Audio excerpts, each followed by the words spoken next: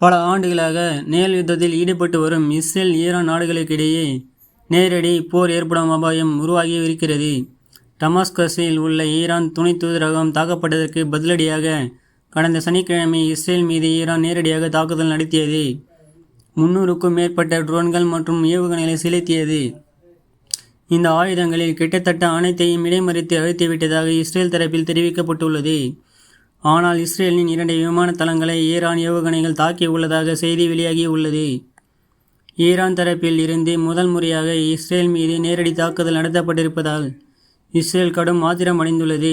ஈரானின் நடவடிக்கைக்கு பதிலடி கொடுக்கப் போவதாக மிரட்டல் விடுத்துள்ளது. ஈரானுக்கு எவ்வாறு பதிலடி கொடுப்பது என்பது குறித்து தீவிரமாக பரிசீலித்து வருகிறது. இந்த மோதலை அதிகரிக்க செய்யும் என்பதால் தாக்குதல் எண்ணத்தை கைவிடும்படி இஸ்ரேலின் நட்பு நாடுகள் வலியுறுத்துகின்றன. ஒருவேளை இஸ்ரேல் முழு அளவிலான தாக்குதலை முன்னெடுத்தால் ஈரான் நாட்டின் அணுமின் நிலையங்களை குறிவைக்கலாம் என கூறப்படுகிறது.